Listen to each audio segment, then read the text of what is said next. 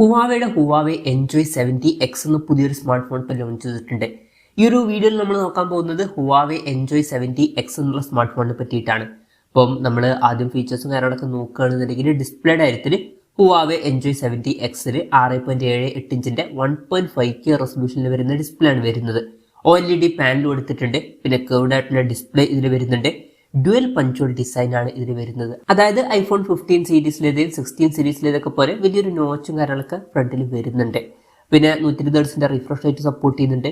300 ഹെർട്സിന്റെ touch sampling rate വരുന്നുണ്ട്. 2160 ഹെർട്സിന്റെ PWM dimming എന്നുള്ള ഫീച്ചറും ഇതിൽ വരുന്നുണ്ട്.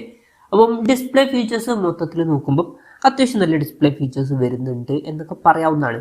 പിന്നെ ഇതിൽ ഒരു എക്സ് ബട്ടൺ എന്നുള്ള ഒരു ബട്ടൺ സെപ്പറേറ്റ് വരുന്നുണ്ട്. അതായത് ഈ ഒരു ബട്ടൺ ഉപയോഗിച്ചിട്ട് നമുക്ക് പല ഫംഗ്ഷൻസും ഇതിലോട്ട് അസൈൻ ചെയ്ത് വെക്കാവുന്നതാണ്. ഇപ്പം ഏതെങ്കിലുമൊക്കെ ആപ്പുകൾ ഓപ്പൺ ചെയ്യണമെന്നുണ്ടെങ്കിൽ ഈ ഒരു ബട്ടണിലോട്ട് ആ ഒരു ആപ്പ് അസൈൻ ചെയ്തൊക്കെ വെക്കാവുന്നതാണ്. അപ്പം ഇൻട്രസ്റ്റിംഗ് ആയിട്ടുള്ള ഒരു കാര്യമാണ്. പിന്നെ ഇൻ ഡിസ്പ്ലേ ഫിംഗർ പ്രിന്റ് സെൻസറൊക്കെ വരുന്നുണ്ട്. ഫോണിന്റെ വെയിറ്റ് വരുന്നത് ഏകദേശം 189 ഗ്രാമാണ്. തിക്നെസ് വരുന്നത് 7.98 mm ആണ്. പിന്നെ IP64 റേറ്റിംഗ് ഒക്കെ ഇതിൽ സപ്പോർട്ട് ചെയ്യുന്നുണ്ട്. ഇനി പ്രോസസ്സറിന്റെ കാര്യത്തിലോട്ട് വരികയാണെന്നുണ്ടെങ്കിൽ കിരിൻ 8000A എന്ന പ്രോസസ്സറാണ് ഇതിൽ വരുന്നത്.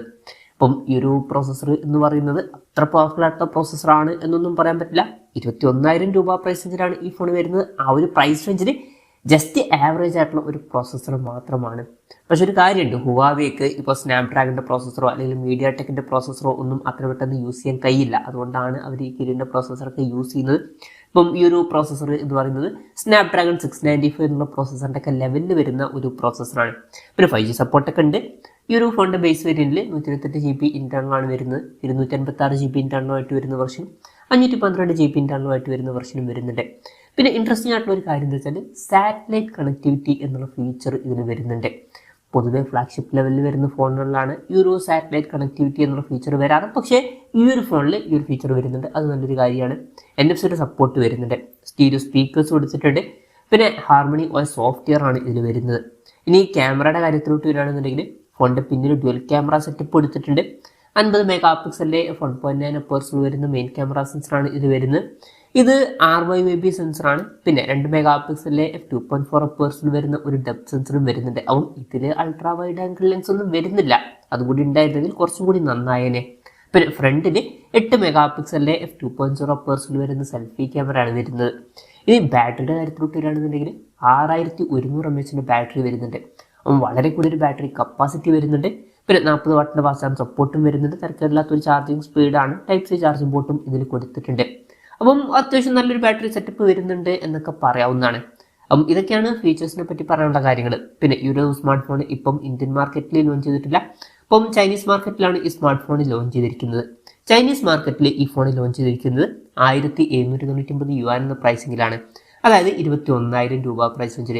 ആ ഒരു പ്രൈസ് റേഞ്ചിൽ ഈ പറഞ്ഞിട്ടുള്ള ഫീച്ചേഴ്സ് എങ്ങനെ ഉണ്ടെന്ന് വെച്ചാൽ തരക്കേടില്ലാത്ത ഫീച്ചേഴ്സ് ആണ് എന്ന് പറയാവുന്നതാണ്. നല്ല ഡിസ്പ്ലേ ഫീച്ചേഴ്സ് വരുന്നുണ്ട്. പക്ഷെ പ്രോസസ്സർ അത്ര ബെസ്റ്റ് എന്ന് പറയാൻ പറ്റില്ല. ക്യാമറ തരക്കേടില്ല എന്ന് പറയാവുന്നതാണ്. അൾട്രാ വൈഡ് ആംഗിൾ ലെൻസ് കൂടി ഉണ്ടായിരുന്നെങ്കിൽ നന്നായനെ. പിന്നെ ബാറ്ററി സെറ്റപ്പ് അത്യാവശ്യം നല്ലൊരു ബാറ്ററി സെറ്റപ്പും ആണ്. അപ്പം തരക്കേടില്ലാത്ത ഫീച്ചേഴ്സ് വരുന്നുണ്ട് എന്നേ പറയാൻ പറ്റുള്ളൂ. ബെസ്റ്റ് എന്നൊന്നും പറയാൻ പറ്റില്ല. പിന്നെ സാറ്റലൈറ്റ് കണക്ടിവിറ്റി ഒക്കെ എടുത്തു പറയേണ്ട കാര്യവും ആണ്. ഇനി ഇന്ത്യൻ മാർക്കറ്റിൽ ഈ ഫോൺ ലോഞ്ച് ചെയ്യുന്ന വെച്ചാൽ മിക്കവാറും ലോഞ്ച് ചെയ്യാൻ ചാൻസ് ഇല്ല. കാരണം ഹുവാവെ അവരുടെ ഡിവൈസുകൾ ഇപ്പം ഇന്ത്യൻ മാർക്കറ്റിൽ ലോഞ്ച് ചെയ്യാറില്ല. പക്ഷേ ഗ്ലോബൽ മാർക്കറ്റിലൊക്കെ ലോഞ്ച് ചെയ്തേക്കാം. ഇപ്പോൾ ഗൾഫ് രാജ്യങ്ങളിലും യൂറോപ്യൻ രാജ്യങ്ങളിലൊക്കെ ഈ ഫോൺ ലോഞ്ച് ചെയ്തേക്കാം. എന്തായാലും കൺഫർമേഷൻസ് ഒന്നും ഇപ്പം പുറത്ത് വന്നിട്ടില്ല. എന്തായാലും ഹുവാവയുടെ എൻജോയ് 70X എന്ന പുതിയൊരു സ്മാർട്ട് ഫോൺ ഇപ്പം ലോഞ്ച് ചെയ്തിട്ടുണ്ട്. ഈ ഒരു ഫോണിനെ പറ്റിയിട്ടുള്ള നിങ്ങളുടെ അഭിപ്രായം ജസ്റ്റ് ഒന്ന് കമൻറ്റ് ചെയ്യുക.